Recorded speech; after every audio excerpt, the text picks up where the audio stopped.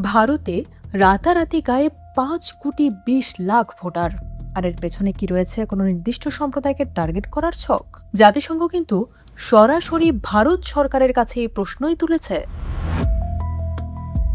ভারতে ভোটার তালিকা থেকে প্রায় 5,20,00,000 ভোটারের নাম বাদ পড়ার ঘটনা এখন আন্তর্জাতিক মহলে তুমুল আলোড়ন তৈরি করেছে। এই বিপুল সংখ্যক নাগরিকের নাম বাদ পড়ায় গভীর উদ্বেগ প্রকাশ করেছে জাতিসংঘ। জাতিসংঘের 3জন স্বাধীন মানবাধিকার বিশেষজ্ঞ সরাসরি ভারত সরকারের কাছে এই স্পষ্ট ব্যাখ্যা চেয়ে চিঠি পাঠিয়েছেন।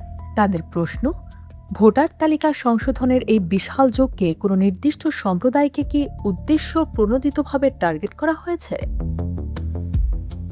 বিশেষজ্ঞদের আশঙ্কা, এই ভোটার ছাঁটাই প্রক্রিয়ায় মারাত্মক বৈষম্যের ঝুঁকি রয়েছে। যোগ্য নাগরিকদের এভাবে ভোটাধিকার থেকে বঞ্চিত করা আন্তর্জাতিক মানবাধিকার আইনের সুস্পষ্ট লঙ্ঘন।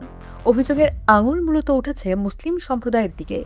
তথ্য বলছে, এই প্রক্রিয়ায় সবচেয়ে বেশি ক্ষতিগ্রস্ত হয়েছেন মুসলিমরা। যেমন পশ্চিমবঙ্গের বিধানসভা নির্বাচনের আগে প্রায় 91 লাখ ভোটারের নাম তালিকা থেকে বাদ দেওয়া হয়।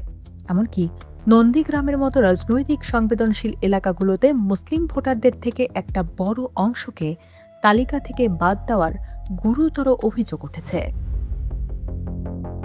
এখানেই শেষ নয়, জাতিসংঘ বিশেষজ্ঞরা ভোটার তালিকা যাচাইয়ের ক্ষেত্রে কৃত্রিম বুদ্ধিমত্তা বা এআই প্রযুক্তির ব্যবহার নিয়ে তীব্র আপত্তি তুলেছেন।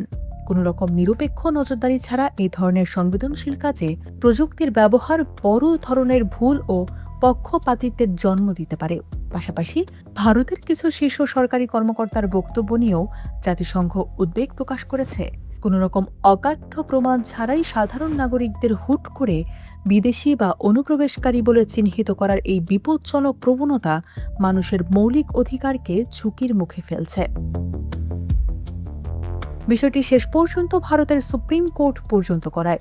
আদালত ক্ষতিগ্রস্তদের ট্রাইব্যুনালের মাধ্যমে আপিল করার সুযোগ দিলেও নির্ধারিত সময়ের মধ্যে লাখো লাখো আবেদন জমা পড়ায় পুরো প্রক্রিয়াটি এখন চরম জটিলতার মুখে পড়েছে।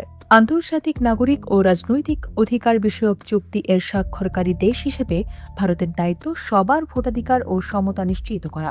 জাতিসংঘ ভারতকে সেই আন্তর্জাতিক প্রতিশ্রুতি মনে করিয়ে দিয়ে দ্রুত বৈষম্যহীন পদক্ষেপ নেওয়ার আহ্বান জানিয়েছে।